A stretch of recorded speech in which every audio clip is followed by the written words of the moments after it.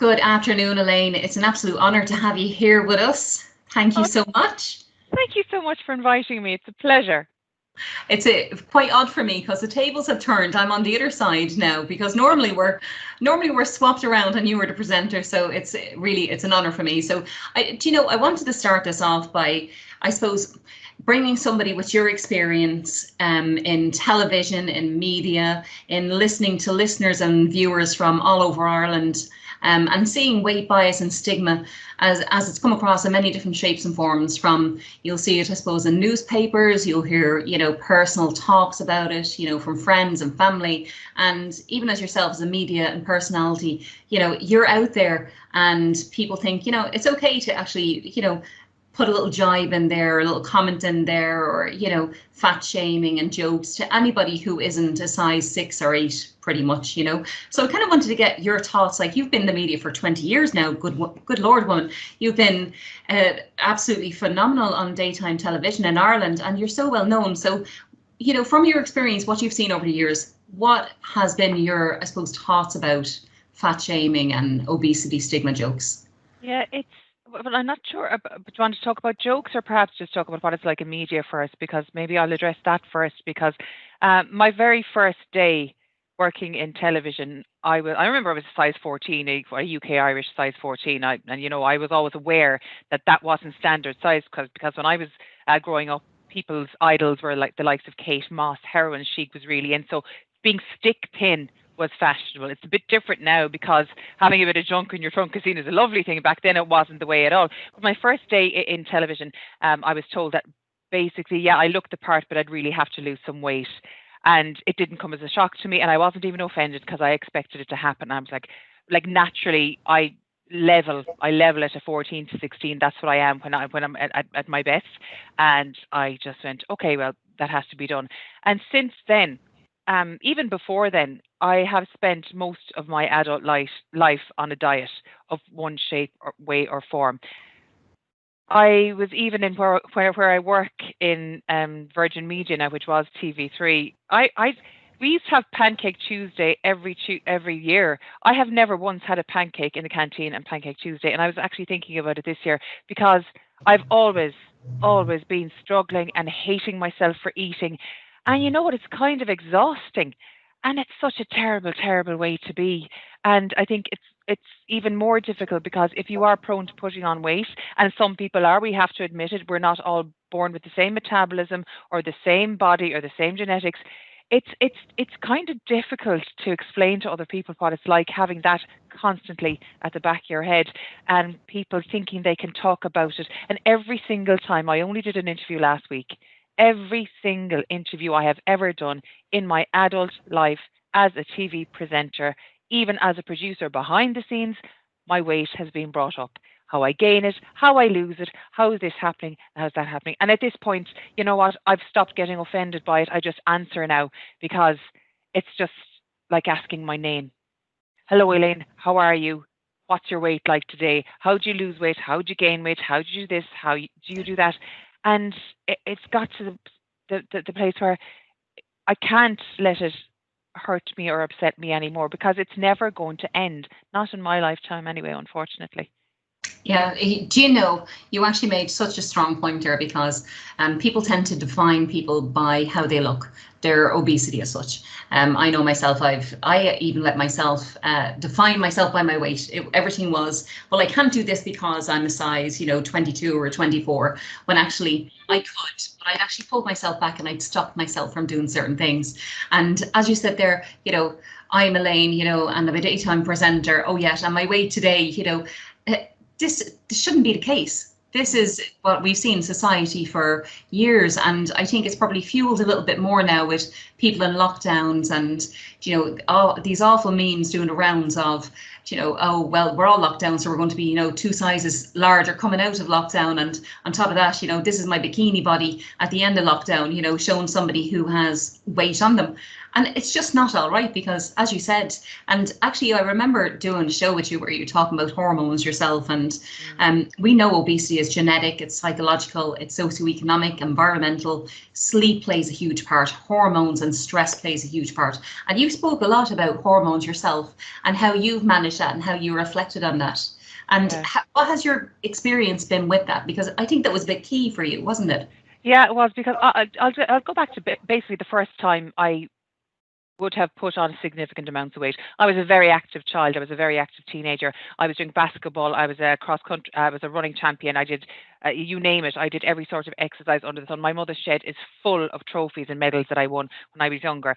Just one night, I jumped over a wall at home. I landed on a shovel. Sounds bizarre. I broke my ankle and I had to put on a cast. And in 3 months, I put on 3 stone. I went from 9 to 12 stone as a young teenager. And that's just from not exercising. Now, that should have probably given me a few hints because I wasn't consuming enough calories to put on that much weight so quickly. But that was the start of my my issues with weight, and no one really understood what it was or what caused it. They just thought, oh my God, Elaine must be eating a load while she's sitting on her backside at home. And I thought that myself. But I went to college quite early. I did my leaving at 16. I went to college when I just turned 17. So I was living away from home for quite a long time by myself from a quite young age. And always weight would come up. I was never as thin as my compatriots in college. I was always struggling. And I never actually investigated perhaps what would have caused that, because I think when I put on the weight, depression would have kicked in as well to a certain extent. And I don't think anyone can understand if you're a fit and healthy young girl and all of a sudden you put on 3 stone for no apparent reason other than just not being able to run around the place at your normal rate. Like the amounts of calories I must have been burning every day through exercise was phenomenal to keep me on that level. Now, like fast forward like 30 years later, I finally get to the bottom of it. Well, 25 years later, I had polycystic ovarian syndrome, as well as a thyroid and a few other hormonal issues as well. But if I had known at that age that I was PCOS, that would have changed the landscape of my life. And I think people do not understand that something that might be perceived as simple as that. Like I could lock myself in a press for 6 months. I wouldn't lose very much weight. I did Slimming World at my sister's once. They lost 2 and 3 stone respectively. I put on a pound. And we were all doing the same thing.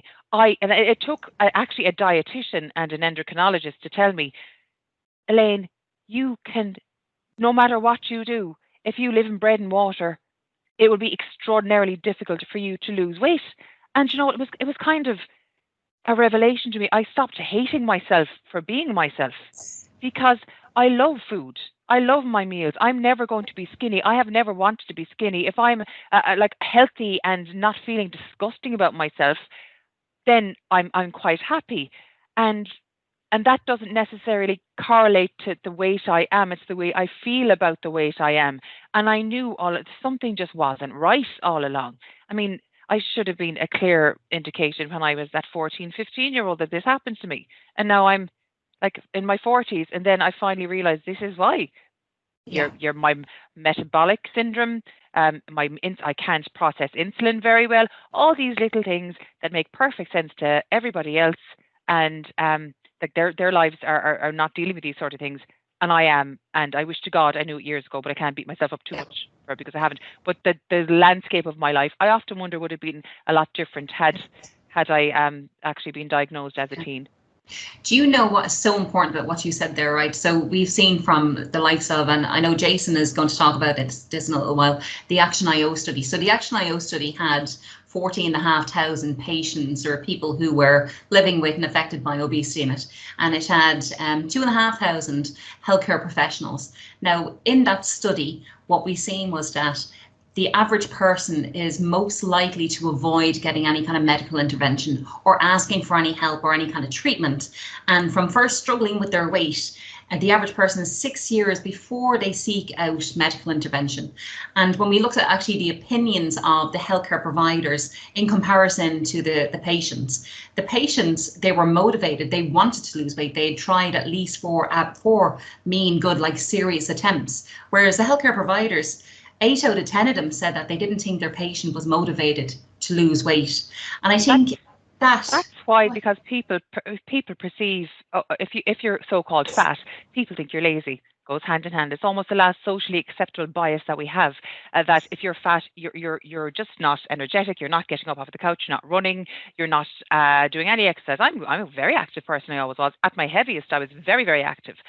But I mean, I think because we see someone who's fat, overweight, obese, call it what you want. Like, I have no problem with any of those words anymore because I had to stop having issues with those words.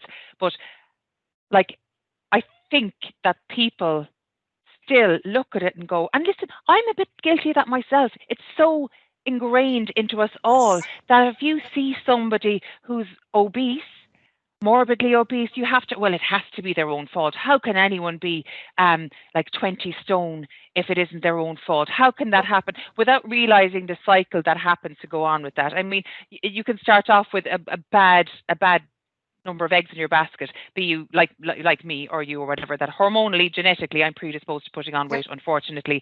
Add to that, I absolutely love my food.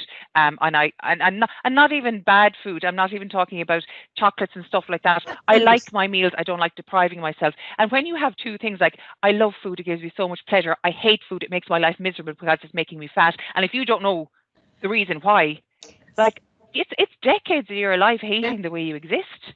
And I'm thankful to God I don't have that anymore. But it took a dietitian, it took my endocrinologist, it took everything to finally make me realize what the hell was going on with my body. I mean, obesity is a disease. No one wants to be carrying an extra 10 stone. It's not healthy for any of us. It's not good for any of us.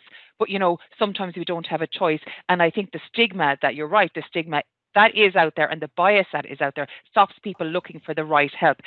And that help might be going down the traditional route of eat less, move more, which is a pain in the ass. Works for most people, but if you have a serious issue, by and large, it takes a little more than that. If you want to go down the medication route, if you want to go down the surgical route, have bariatric surgery, I don't care what you want to do. If it improves your life, you do it and make no apologies for it. And that's what I think people need to be empowered to do. If you want to take medication to reduce your obesity, if you want to have an operation to reduce your obesity, if you want to go off and run the Great Wall of China 20 times in a row to burn off some calories, knock yourself out and ignore what anyone else is saying to you, and don't be ashamed of doing what you have to do. Because I think on one hand, you have the shaming about people being fat, and the next hand, you have the shaming about people doing something about being fat. You can't win.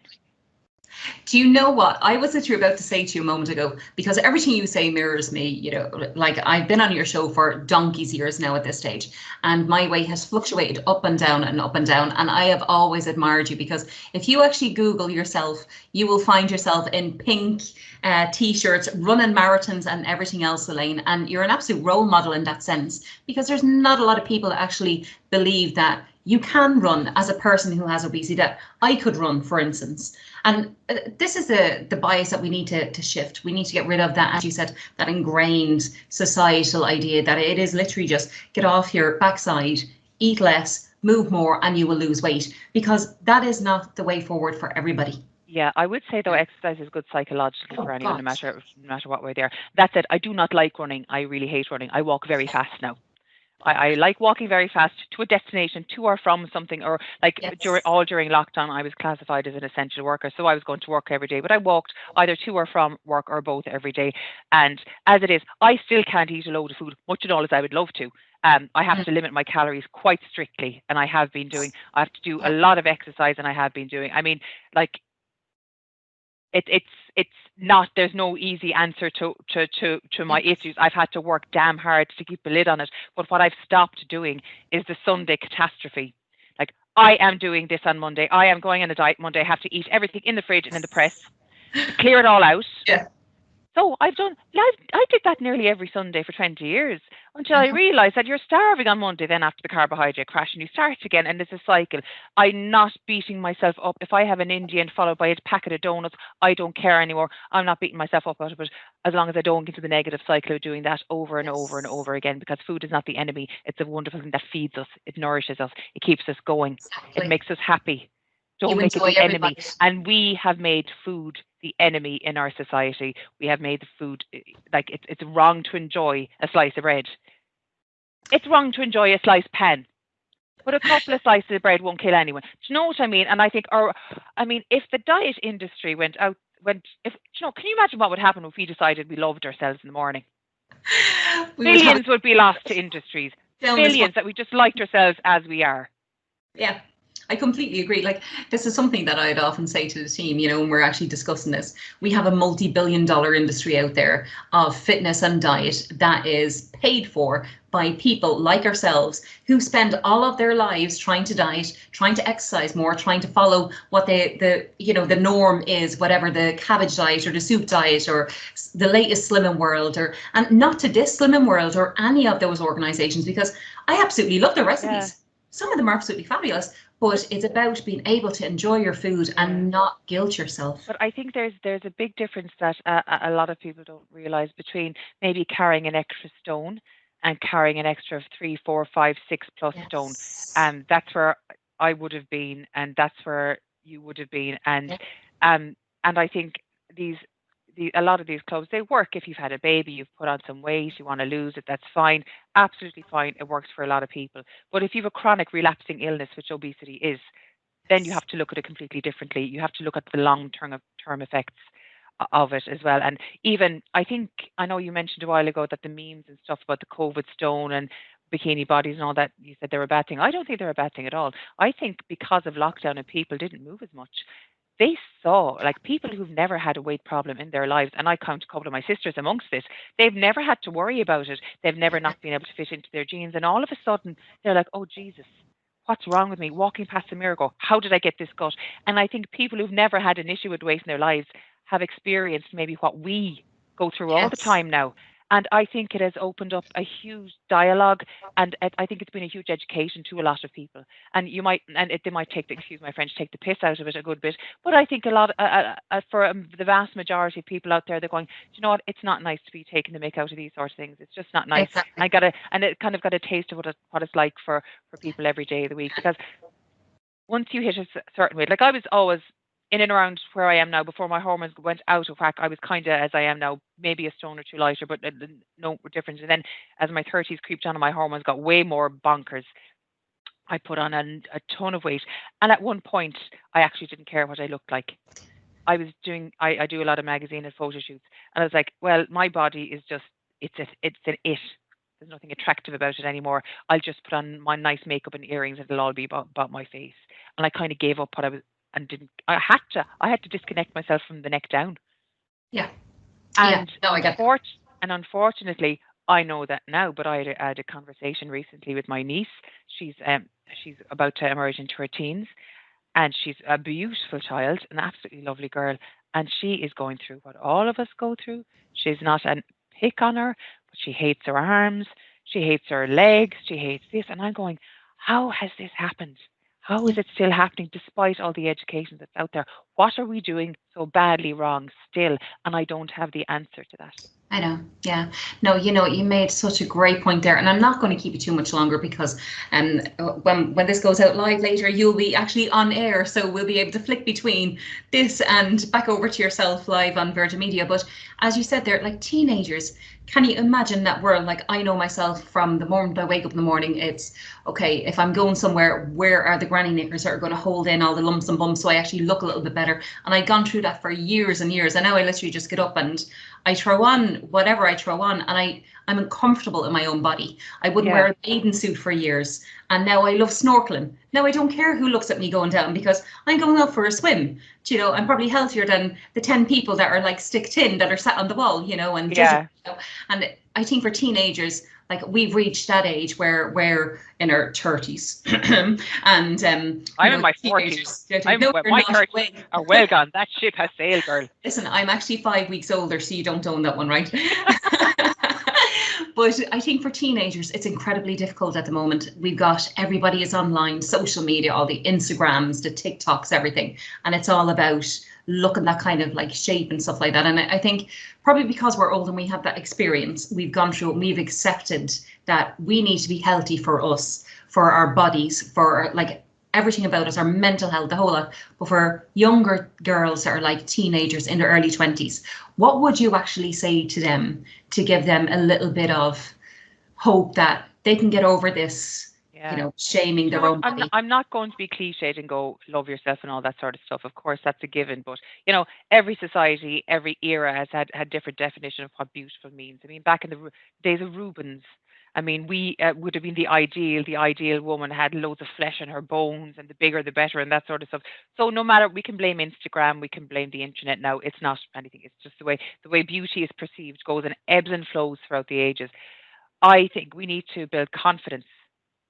Forget about looks. If you build confidence in girls and educate them on what really matters, that's right. Because if you have confidence in yourself, and if you are well educated in the ways of both the way the world works and the way your body works and the metabolism and everything else, then these little things shouldn't it's not little, it's huge for a lot of people. They shouldn't bother you as much anymore. I mean, I wish I was I was wise back then as I am now. That said, it would never have happened. There's a rite of passage that goes on in every girl's life that will keep happening throughout the ages. We've always used makeup. Go back to the ancient Egyptians. We've always venerated different body shapes throughout the ages. That has happened as well. I think if you teach somebody to be confident from a young age, assertive, resilient, and resilience is very important, then no matter what anyone says or anyone else does, it shouldn't affect them too much. It will a bit. We're all only human. And I think we have to realize that as well. But to anyone out there, if you are a mother or an auntie like I am of girls, you really just be there, listen, and try and educate them and tell them they're wonderful. Do you know what? On that note, that is a perfect note. Your nieces have an absolute role model of a woman. They're very lucky, aren't they? They are indeed. Thank you so much, Elaine. You're very welcome, Vicky. Thank you very much.